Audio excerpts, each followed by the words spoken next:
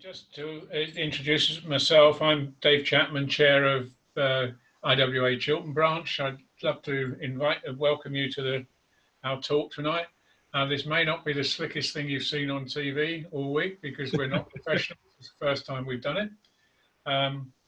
Please welcome to IWA Chiltern. The talk will include questions and answers and will take roughly an hour. We'll be recording and we'll make this available on our website. If you want to ask a question, if you move your cursor around the bottom of the screen, you'll see a Q&A label. If you tick on that, then you'll be able to pose a question.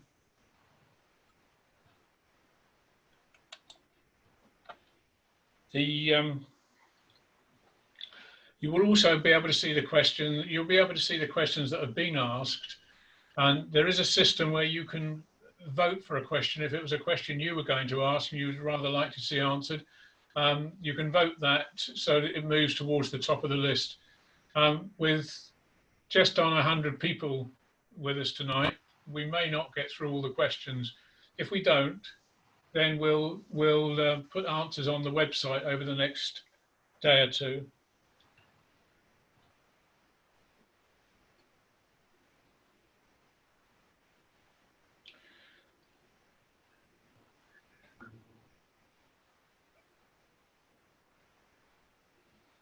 Right, once I pass over to Dick, you may hear me come in now and then. It's just interrupt Dick and ask one of your questions if one has got to the top and it looks particularly pertinent at the time we're at, then I will do that. So let me now introduce Dick, Dick Pilkinton. You can see on your screen some of the experiences he's got. He's also a boater, for those of you who are boating members. And we understand that when Richard Parry wanted to visit Tring Reservoirs and find out how they work, he didn't call on any of his own staff. He called on Dick Pilkinton to come and tell him all about Tring Reservoirs. So I'm sure we're in for a very interesting evening. Dick, it's all yours. Good evening, everybody. Thank you very much, David. And I'm sure Richard Parry has remained in blissful ignorance ever since. Let me start off by thanking you for taking the trouble to sign in and at our first attempt at a virtual chat. As David said, he will field the questions and pose them to me, and don't worry if you miss out on the questions, because we will try and pick them up on the website.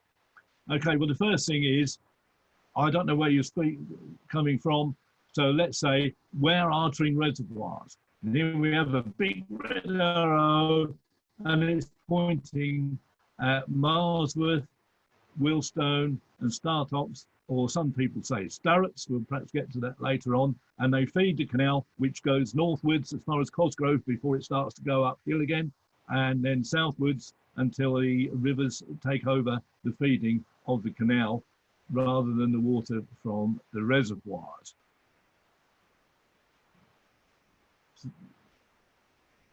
Okay, well, there's lots of people who are involved in Tring Reservoirs, in maintaining the interest in them. There's Tring Anglers, which is myself, which obviously involves the fishing. There's Canal River Trust, that I'm sure many of you know in 2012 took over what was then British Waterways. Mentmore Sporting, who control the trout fishing on Tringford Reservoir. The Wendover Arm Trust, which I'm sure many of you out there are actually members of, and probably officers and chairmen and all sorts of things. Very important part of the fabric of the reservoirs and the canal in the area. Natural England and associated wildlife trusts are really important because it's a site of special scientific interest. So, and that has implications on how we run it as anglers and how Canal River Trust can run it as well as doing its job as to maintain the level of the canal, but also as a recognised wildlife site and the preservation of the integrity of the water. You'll have to bear with me while I try and remember some canal dates. You can see these quite clearly, and again, if David is recording, then this is brilliant because you can go back to it if you want to and check out later on. And Grand Junction, the canal built from Birmingham to London to shorten the journey, which came down the Oxford Canal and then onto the River Thames, and it's shortened by 60 miles, which is a considerable amount of narrowboat time, and time is money. And the people who operated the narrowboats devoted themselves to getting from London to Birmingham and back with the wood in one direction and coal in the other direction and goods in another direction. Very important. They got paid by getting there on time and could lose money if they didn't make it. So 60 miles is a big chunk that's a reduction in the journey. The Wendover Arm and Weston Turville Reservoir was built. We'll come to Weston Turville Reservoir because it's quite interesting a bit later. 1815, the Aylesbury Arm was built. The intention was to reach Oxford. Obviously, it never made it. Amalgamation, then we had the amalgamation with London and Birmingham canal systems, which creates it from the Grand Union Canal rather than the Grand Junction Canal. And the Transport Act 62-63 creates the British Waterways Board. Anglers, believe it or not, actually think the Transport Act is the greatest thing ever, because the only activity that it cites, apart from all sorts of navigation activities on the canal, it cites fishing as a legitimate activity. It doesn't mention any other activity, walking, cycling, or anything else like that at all, only navigational issues and fishing. So we quite like the Transport Act. June 2012, British Waterways changes to the charitable status Canal and River Trust. And that's 8 years have flown by as I've served on various boards associated with that, particularly relating to fisheries and angling issues. But being a boater as well, I have a keen interest in what the Trust has to offer. I thought I'd start with one or two things that can happen on the canal and you may be aware of, and if not, I'll remind them of you. If you've never heard of it, that's fine. This is Buckland Lock on the Aylesbury Arm, which in 2012, as you can see from my pointer, just about there, suddenly decided to fall in. And the canal was closed from Aylesbury to the Junction with the main line for around about 6 months, which made a huge difference to obviously the canal and navigation, and also to the angling as well, because without the boats disturbing the water, the weed growth became out of control. So it's, which points in a way that what influence the boating has on angling, and it has a huge influence. There's a picture of it down below, which is the completed brand new lock. You might be able to see Arla, which is one of the biggest milk conversion factories in the country, and Lurpak is one of the products made. Yeah, and here we have the Arla works being built. Please don't quote me. I'm pretty certain it had nothing to do with the collapse of the lock wall, and there was actually a chap standing on the lock at the time that it collapsed, ringing Canal and River Trust saying, there's a chap keeps going by on the towpath on his motorbike, treating it like a racetrack. Oh my goodness me, the lock's fallen in. Quite amazing. And there we go. So that's the sort of thing that can happen, and it cost around about £600,000 to get it put right.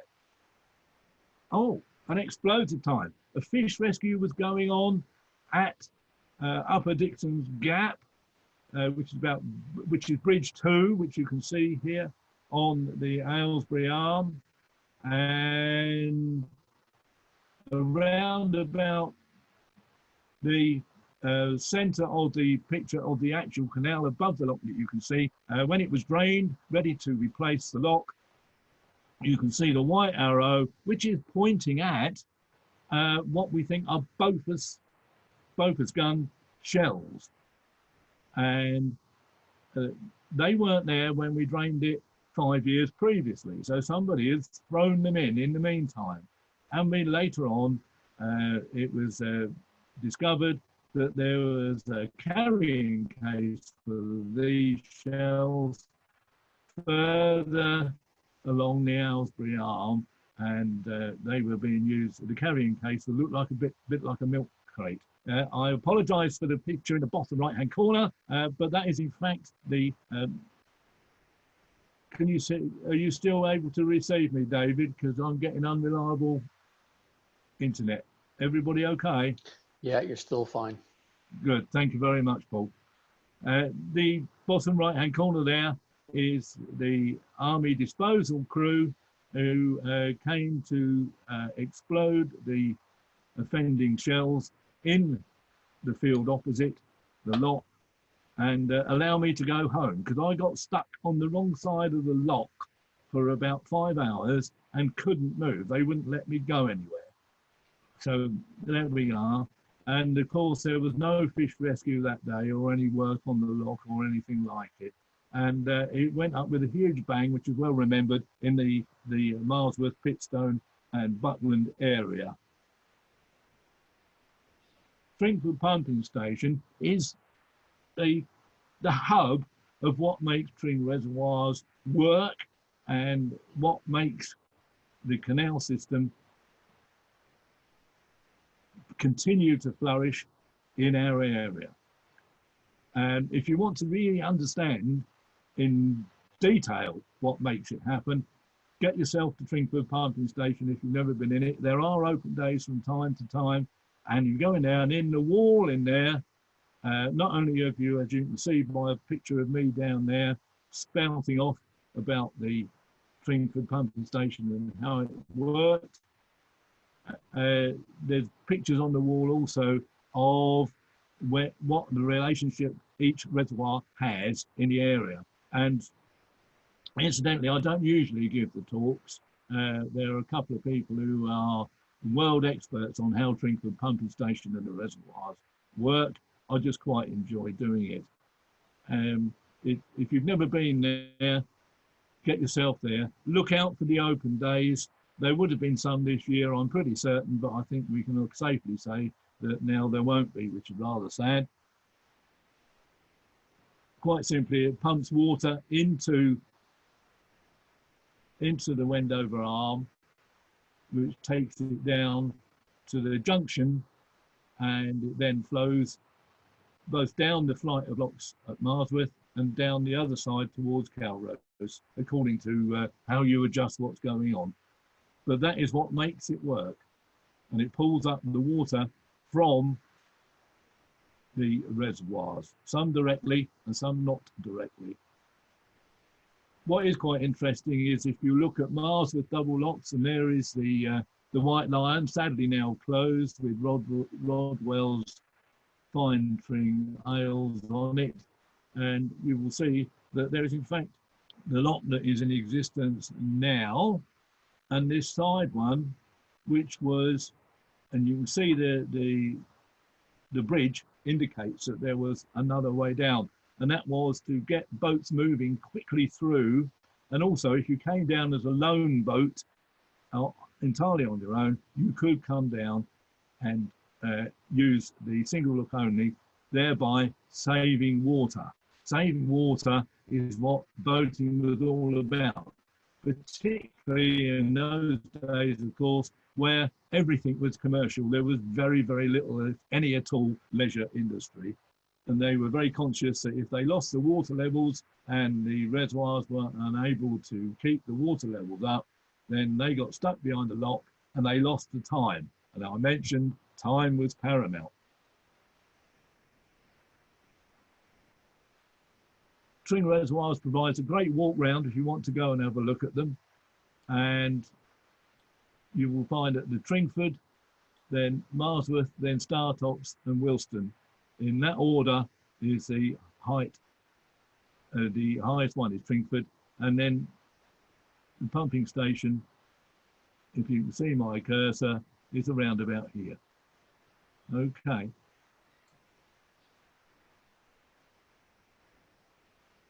Inside the Tringford pumping station is this rather excellent little map that shows you where the water comes from and where it goes to.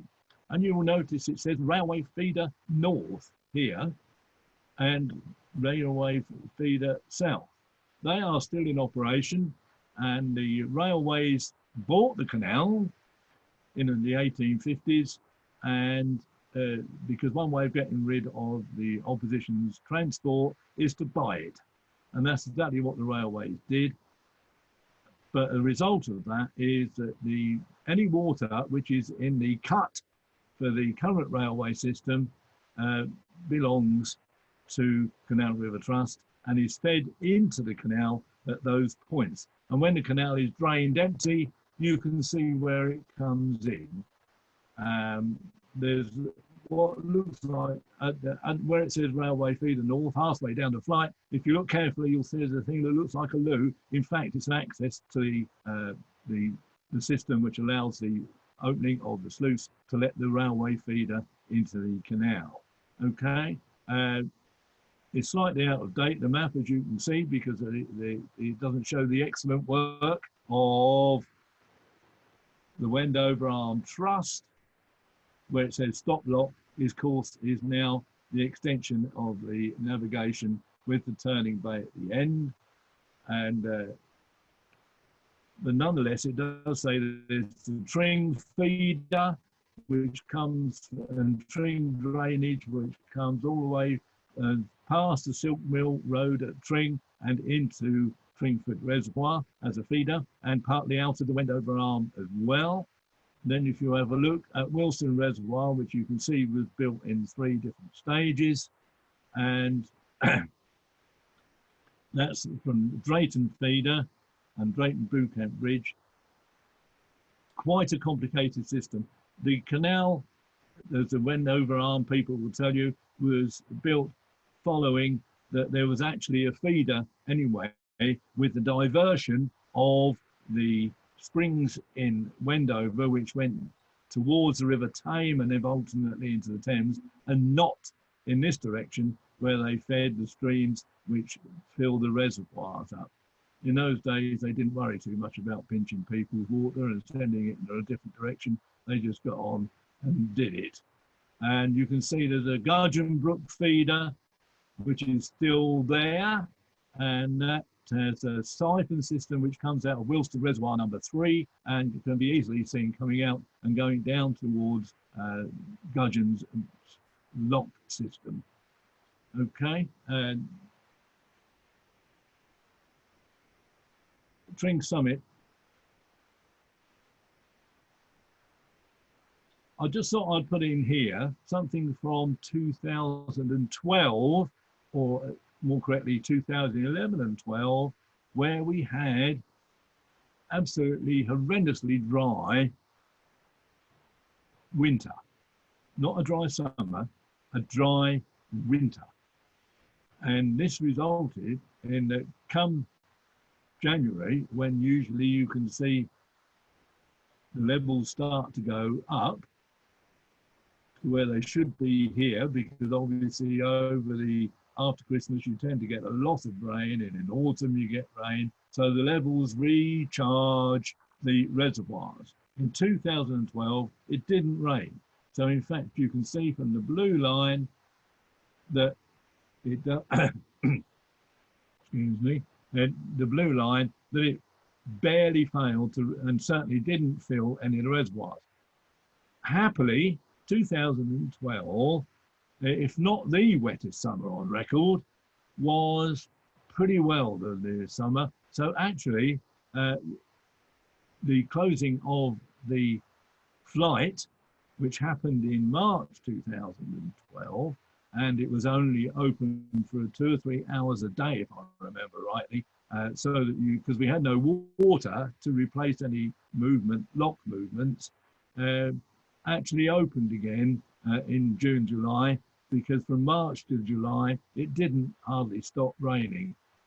So I think we got away with that one a little bit there, because there were all sorts of plans in place, and I think that the whole system would have shut down, but it didn't. So the driest winter on record was followed by practically the wettest summer on record, and the day was saved. But I put it up to remind ourselves that we're so dependent on the weather forecast, and what actually happens to maintain the levels ready for next season.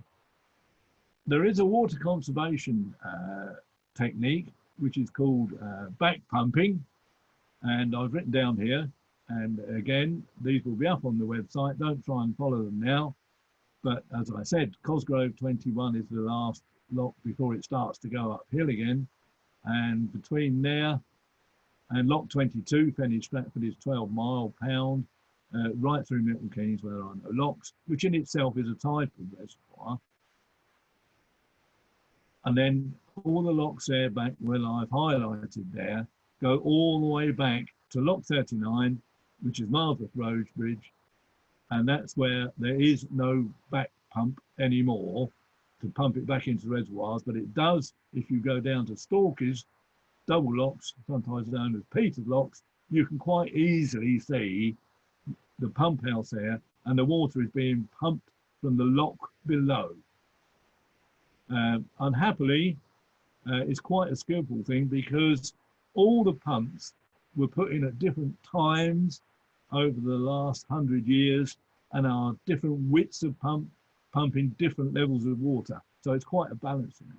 But it's absolutely fundamental to the maintaining of the water levels going north is that you can back pump the water, so it's used a number of times without, and then you've got the water coming down from the reservoirs, which comes in under Marsworth Road Bridge. A lot of people wonder what the stream is in the car park where the cafe is, and the answer is that it goes under the road bridge and comes out of lock 39, and that supplies water. A lot of it will disappear down the Aylesbury Arm. Once it reaches the Aylesbury Arm, of course, there is no back pump system, and it just falls out the other end and then into the River Tame. I mentioned the building of Weston Turville Reservoir. It was not built to maintain the water level in the canal.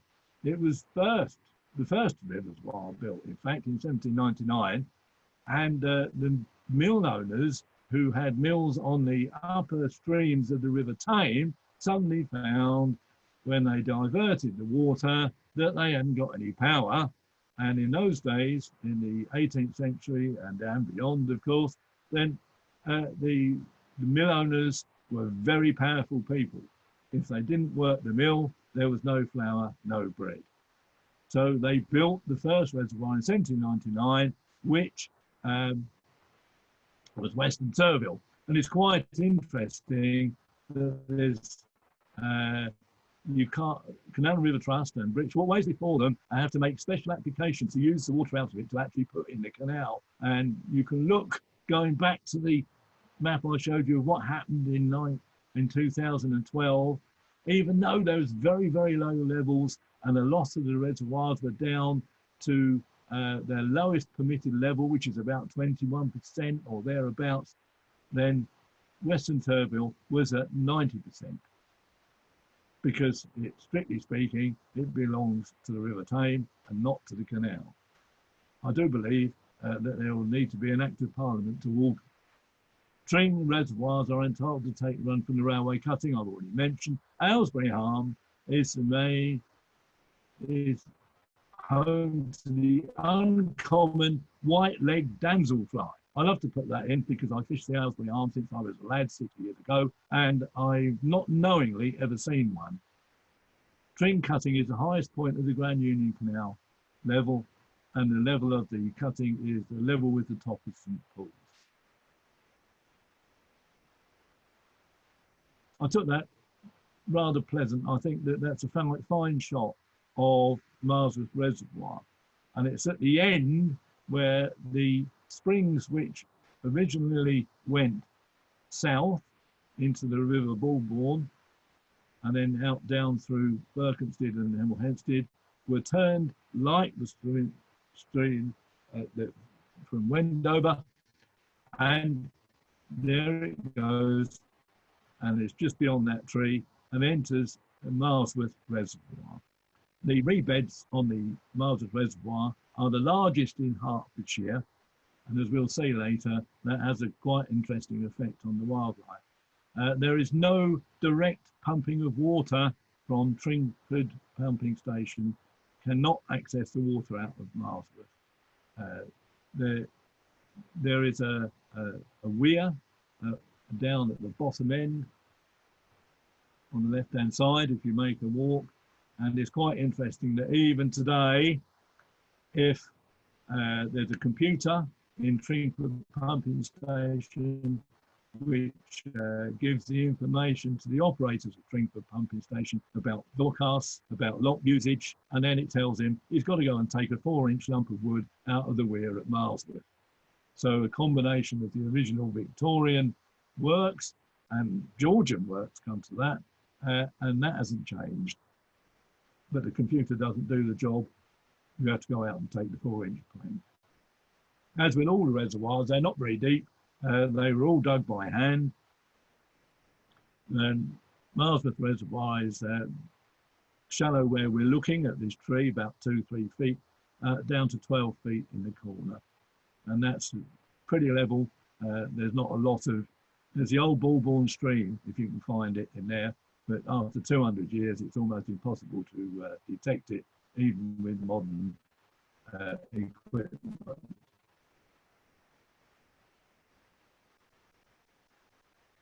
Well, we've got some friends and enemies, and normally I do a bit of audience participation and invite you to cheer or boo according to what I'm pointing at or talking about. As I can't hear you, I'm just going to ask you if you would do so at home, and here we go. So what have we got here? We've got a signal crayfish. As you're well aware, that's how big they can get, by the way, which is rather huge, isn't it? As you're well aware, they have taken over from the native crayfish.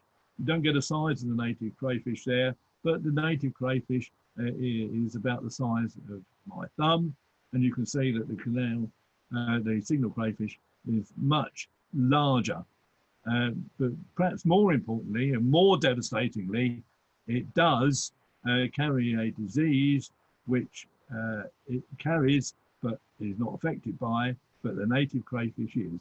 And I'm given to understand that in the Chiltern areas, the native crayfish is officially extinct. It's also known as the white cord crayfish.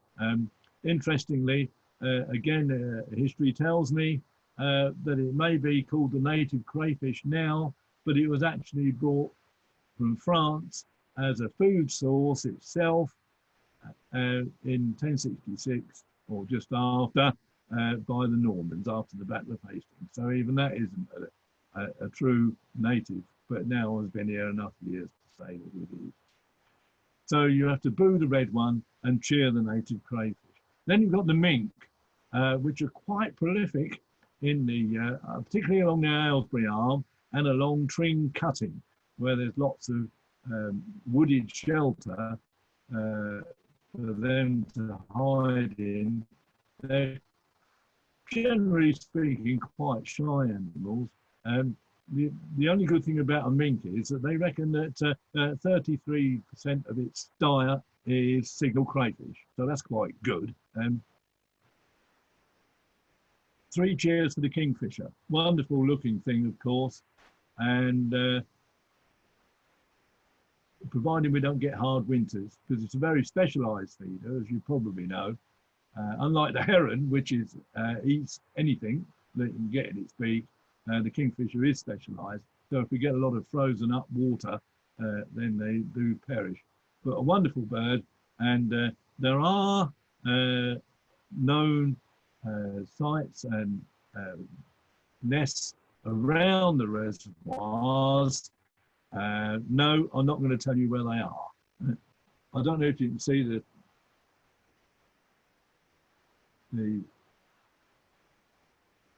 can you see the bittern? Well done if you can. The only bittern I've ever seen, and that one's on Marsworth, as they nearly always are, is one morning I went and it was very, very frosty. And the bittern was being brown and the rushes were white, so I could see it. So it was sort of celebrity bittern. I think it did know that. We have never had a breeding pair, but up to 10 male bittern. So one day perhaps we will. And the water vole is another animal that we have to cheer. There are a few around. And again, I shan't say well they are, but I suspect there's a load of people out there in the audience that I'm talking to may well know. Please keep it to yourself. And the mink, boo again, because the mink is the main destroyer of the habitat and consumes water voles. All these can be found by the reservoir. We have some rare visitors. The red-footed falcon is a Siberian bird, so we have to get something like an easterly wind in the winter that lasts for at least 3, 4, 5 weeks before we actually catch sight of one. And when I was told what was happening one Wednesday morning when I turned up doing a bailiff's job in the winter for the pike fishermen in Wilston, on Wilston Reservoirs, and I couldn't get anywhere near it. There were coach loads of people on a Wednesday in the middle of winter. And it was the twitchers all looking for the red-footed falcon. Perhaps you're out there and remember that arriving. I did some investigation on it, and the only pictures I could find even on the internet, or I suspect there may be others now, was that's a particularly good one, and it's taken at Tring Reservoirs. So it's a very rare visitor from Siberia indeed. And yes, I did manage to see one. The black-necked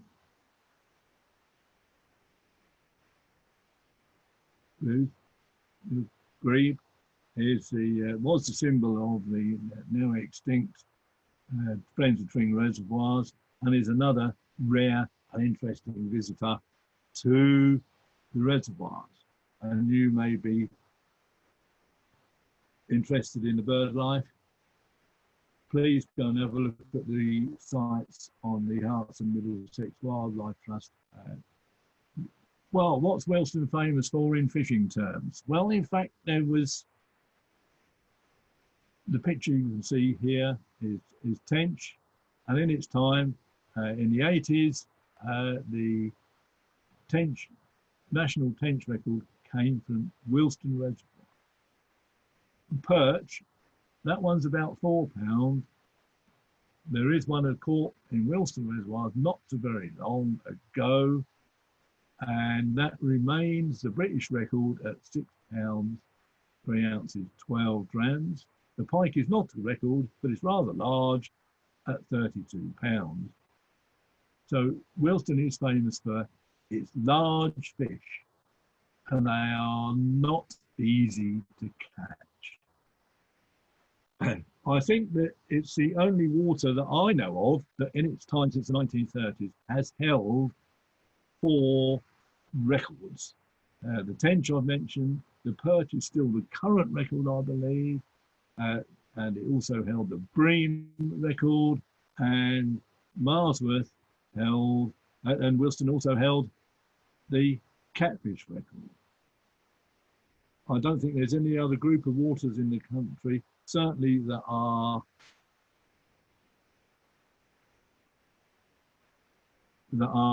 open to the public, that can boast 4 national records, none at the same time. Danubian Wells catfish, as far as we know, they were introduced in 1906 by the Rothschilds, and it's possible 1885 as well, but certainly 1906, and are throughout the system.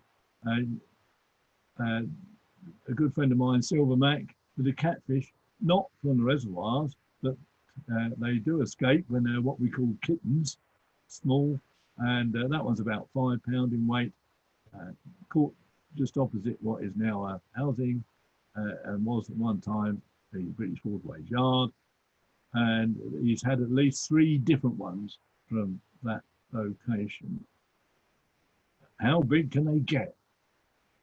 Well, that one was caught last year by Ken, who also has the perch record, and that's just over £50 and that was caught in Marsworth Reservoir, which is usually the one where people pursue the catfish these days.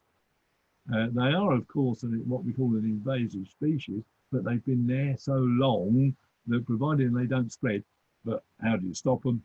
Then the Environment Agency can't do much about it. If you talk to me over a glass of wine one day, I will tell you how it is that the Environment Agency can't do anything about it, but it will cost you a glass of wine. Lovely picture of late even fly fishing on Tringford Reservoir, which has been a fly fishery, I believe, for over 100 years.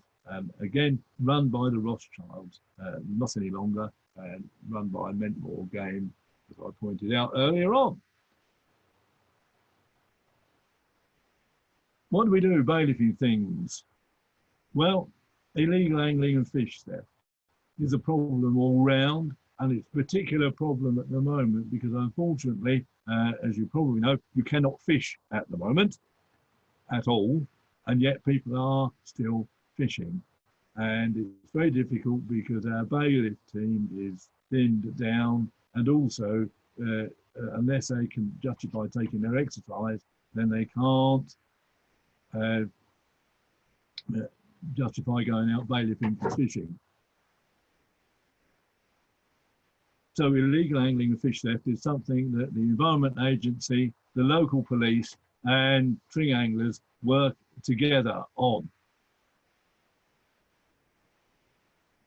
We also help the public, which is good because we can show people around, we can discuss what they're looking at. I estimated that when I was bailiffing, probably half the public thought that all the reservoirs were drinking water and nothing to do with the canal. So at least I can tell them that. We have stray dogs from time to time, and we had a good relationship with the dog people in the Quorum Council, who occasionally had to come and fetch them. We also have stray boats. You're probably aware that the last pound on the bend by Marsworth, if you're ever walking in the area, goes up and down considerably, as is often the case at the bottom of lights. And the boats come adrift. Okay. Dick, we've got a question. Oh, turn that down, can you? Sorry about that. Right, it's gone away now. Dick, we have a question. Why is there so much polystyrene floating and disintegrating around the edge of Weston Reservoir? That's from Lucy and Gary Kibble, and they're very much enjoying your talk. All right. Thank you very much. I can't really answer your question. I haven't been there since Christmas, for various reasons. I will investigate the matter and I will ask for you. Of course, we've got a general problem with, more particularly in the canal, with salvaging plastic of all sorts in the waters here, and they just seem to get in there. And I'll ask a question for you. And have a look on the website, and I will ask the team, the local Canal and River Trust staff team, they will probably be able to answer it a lot better than I can. Have a look at the website. Sorry, I can't give you a specific answer at the moment. The answer is probably people. Oh, well, it's always people. We can take that as read, I think.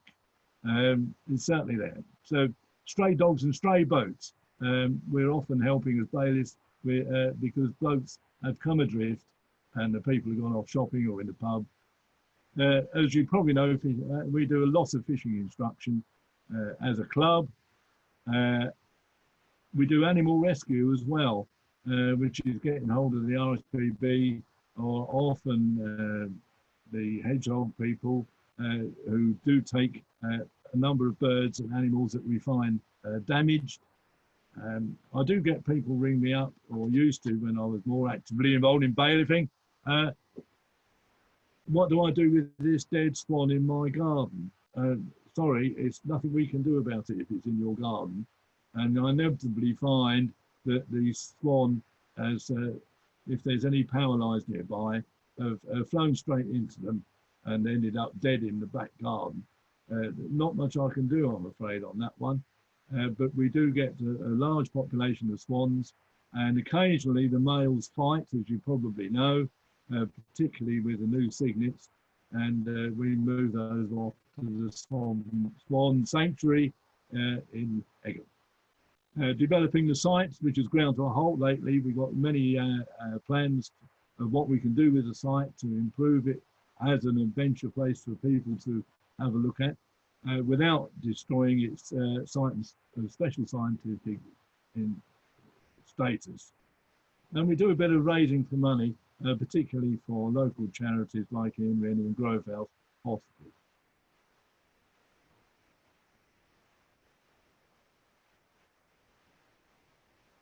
We'll just put a couple of interesting pics there.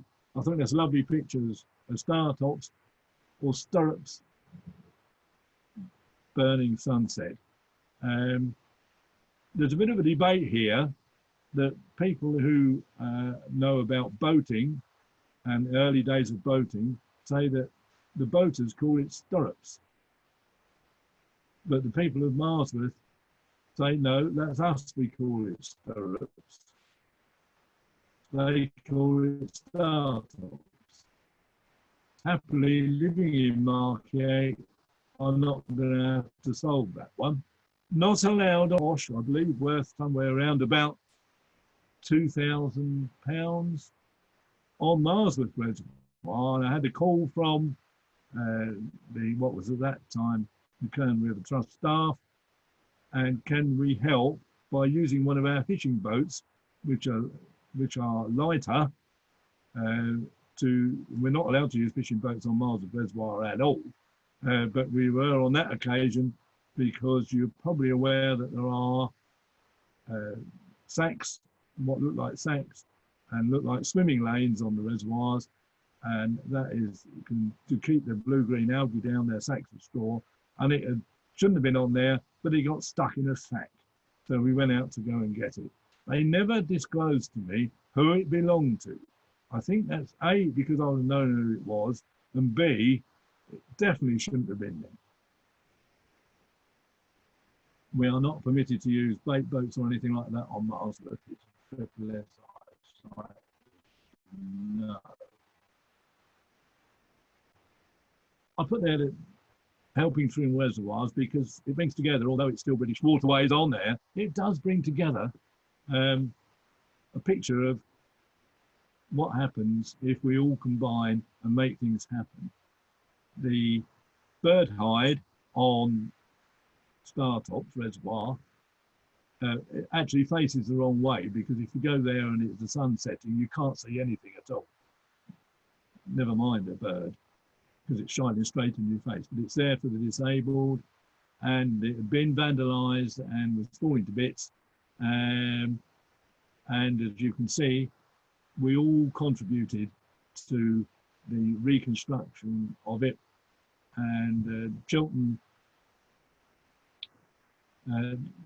Society also helped us with some money, and lo and behold, we clubbed together and rebuilt the height, which is still there and in good condition, which is nice. It's not been vandalised anymore. And that, as you can see by the date, it was 10 years ago.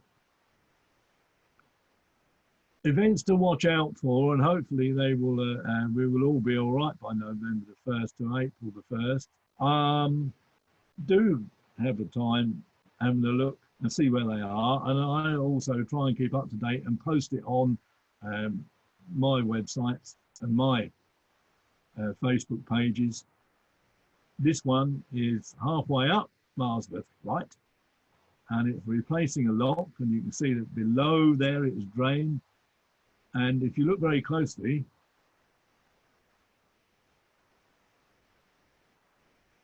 that's me.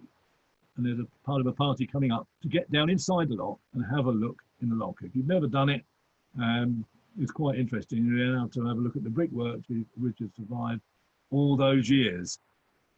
This was interesting because this goes back before the Canal and River Trust days, who of course we all know are much more open about getting the public in to see things, which is quite right. But that's a British Waterways venture, and that was the first time, and they chose Tring to do it because they felt it the right site, and they've got to have parking and everything else if you're going to get. And we had 1,000 or more people come and have a look in a freezing cold day at the lock and the workings of the lock that could be seen halfway up the flight. Really brilliant, and because that was successful, it still goes on nationally today. But that was the first time it was ever tried, and I'm happy to say it was at Tring, and I was happy to say that I was involved.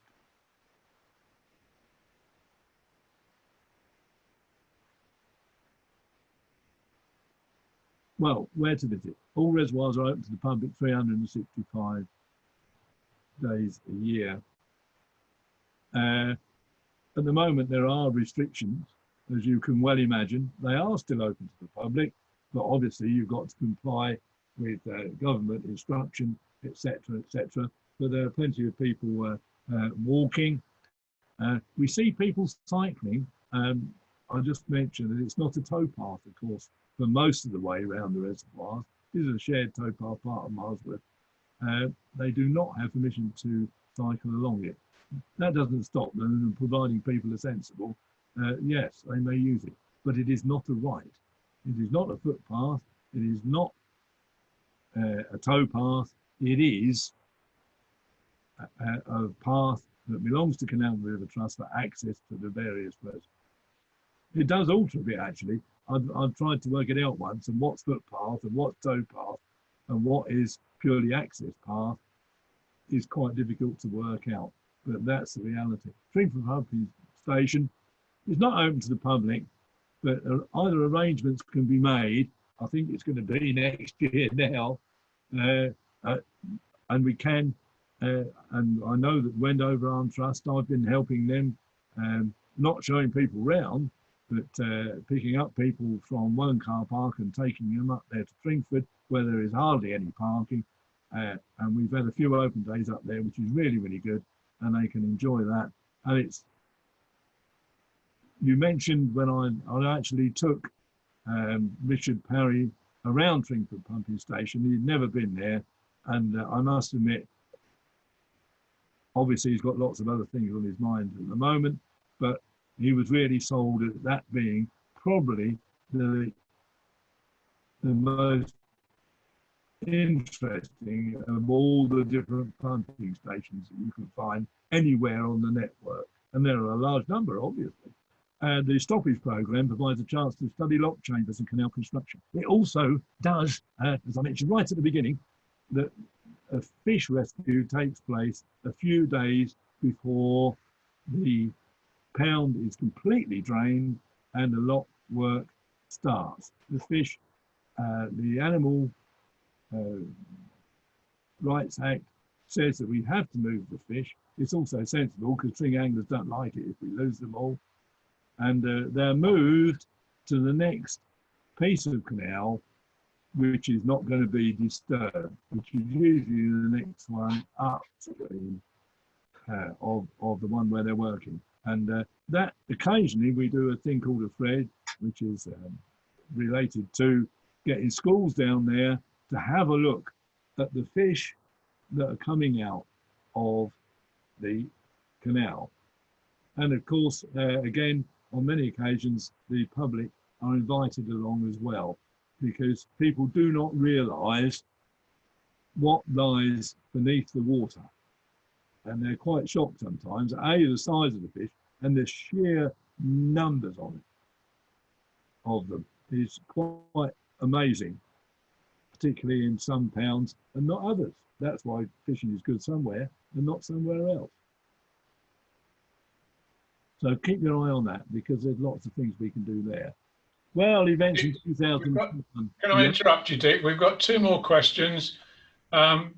The barley straw bales in Weston Reservoir, is that a routine thing that happens for the blue-green algae, or only when blue-green algae is found? No, it's usually the straw bales last about 6 months and they're replaced February and August usually, or thereabouts. And you will observe if you walk around, Dave, that there are no wires in Tringford, because it doesn't suffer from blue-green algae. Right. Okay. Marsworth, Startops and Wilstone do. And the reason being is that the blue-green algae, like a lot of algae, results from an excess of nutrients. And they came from the Thames Sewerage Station, which is on the triangle between the Wendover Arm and Marsworth, as you probably know. And for many, many years, right up until the 1980s, they were allowed to filter their slurry through the reed bed into Marsworth. And it resulted in an over nutrient situation. And we started to get blue-green algae outbreaks. That is not connected to Tringford. Tringford is the highest. It'd have to have gone uphill. It got into Marsworth. Marsworth, as already said, it drains into Startops. Startops can be pumped into Wilston or directly into the system, and thence into the system and into Wilston, because all the three are connected in fact.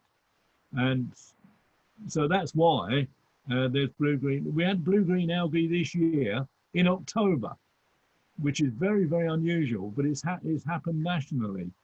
Normally, it's purely a summer, very hot, very still conditions tend to bring blue-green algae outbreaks, but we've not had a serious one, so we're hoping the barley straw works. And what I mean by serious is that we had a problem whereby it was before we put the bales up, which is about perhaps 15 years ago now. The Environment Agency threatened what was then British Waterways with a huge fine, I think it's about £160,000, if they released the water into the canal, because it would be classed as polluting the waterway. So hence the keenness on spending quite a few £1,000s each year with a group of people going out with straw bales and restocking. But it's usually in February and August. Is that okay, Dave? Is that? Yeah, I think that covers. That was Colin Rusco. Got a question from Dave Wedd. Do you have a diagram of the various tunnels that carry water to and from each reservoir? If you haven't got it tonight, that's I don't know. We may be able to put something on the web. You may be able to put something on the website, but you're going to have to really hang in there until we can get back into Tringford. Yeah. Okay. And then another thing we can do at Tringford, if you ever go there, is as I said, it's the hub of the thing, and you really see what happens there. Do I have one personally? No, I don't. But it's so you have to bear with us, but we will answer it when things become the new normal. How's that? And the other last question I've got at the moment is, how do you move the fish?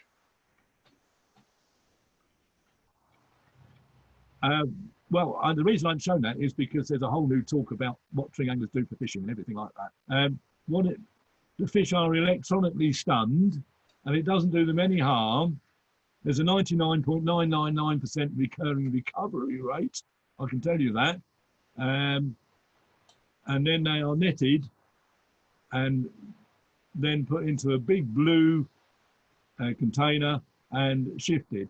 If they have to be shifted a long way, like for example, Toddbrook, which as you know collapsed, there was a lot of fish in there.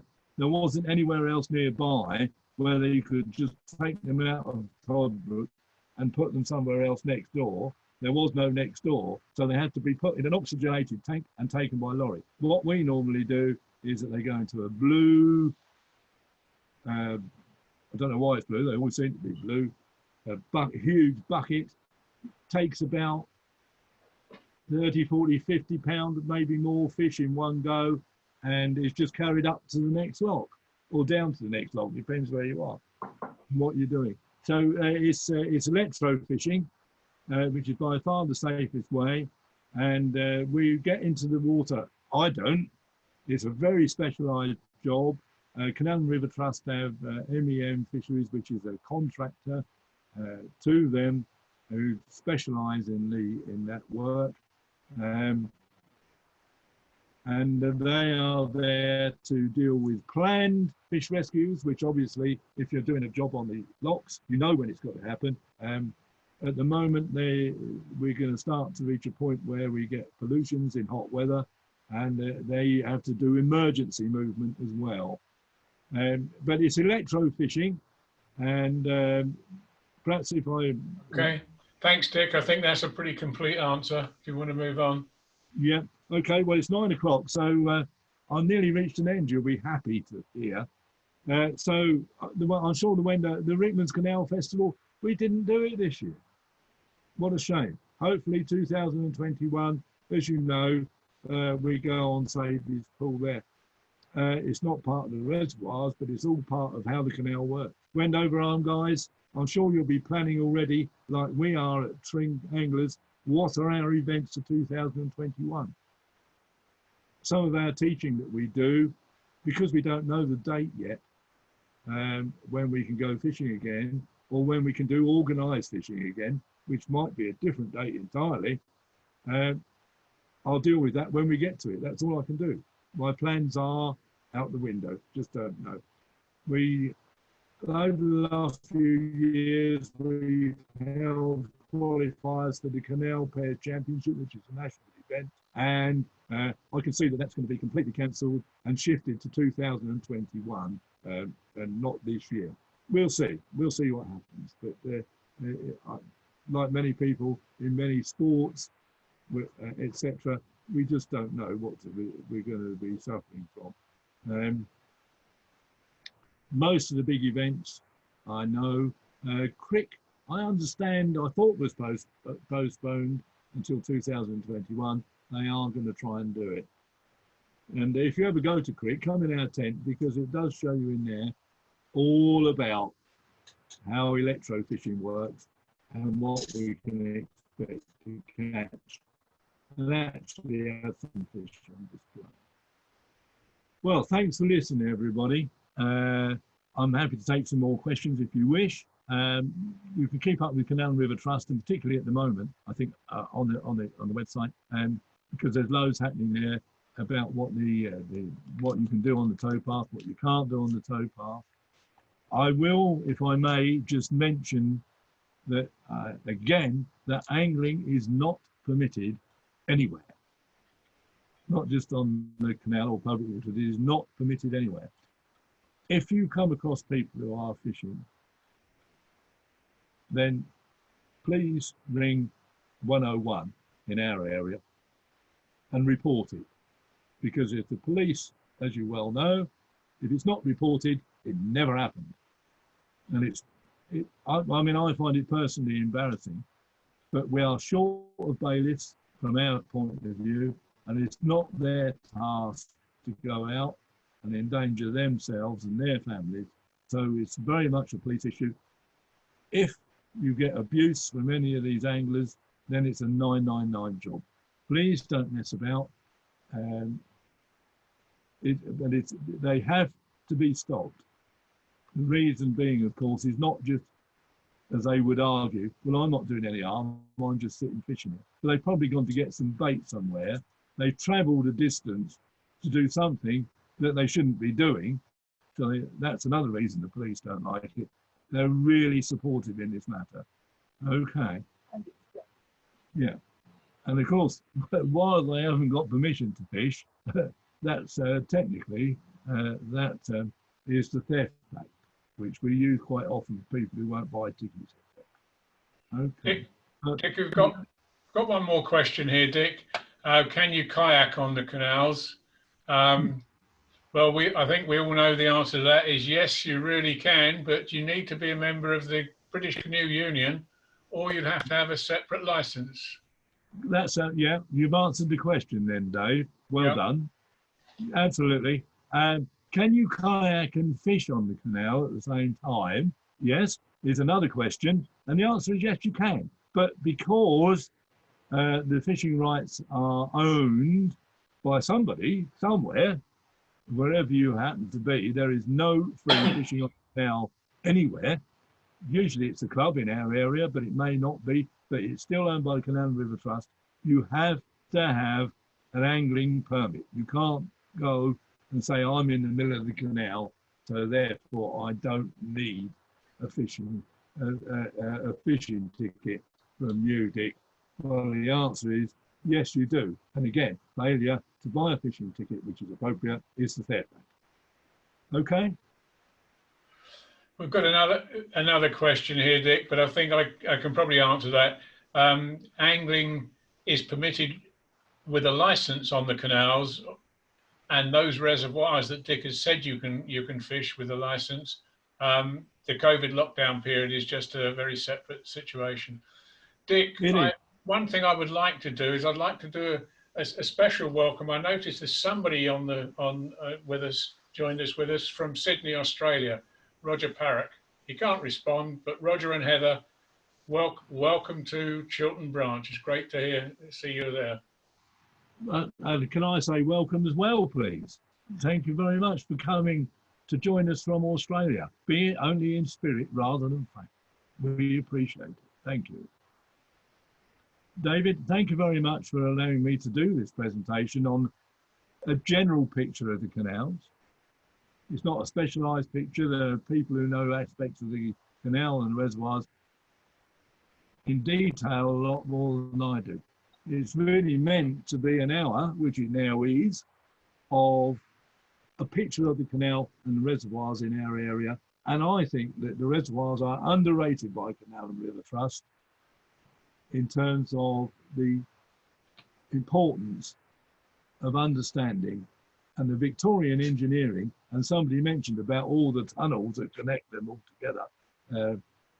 Really quite interesting. And I'm happy to say that I have been down into the bowels of the earth at Tringford Pump Station to actually see the old pumps start up. But they're all broken at the moment, and there's new ones in there, or they've been there a long time. I think 1927 they are. So I think they've had their turn, really. Time to put some new ones in. Okay, Dick, thanks very much indeed. For those of you that are still with us, which is still the majority of those that started, if you go on to the IWA website, we'll post this on our branch website as well. But there are a whole series of these webinars coming up on different subjects. A lot of them very, very interesting. I was planning that we would do one again from Chiltern next month, but there are so many going on around the time when we would do one. I think what we'll do is we'll publicise those that are planned rather than plan to do our own. Thank you very, very much for joining us. I'm going to close the meeting virtually straight away, Dick, unless there's anything else you want to say. No, thank you very much for listening.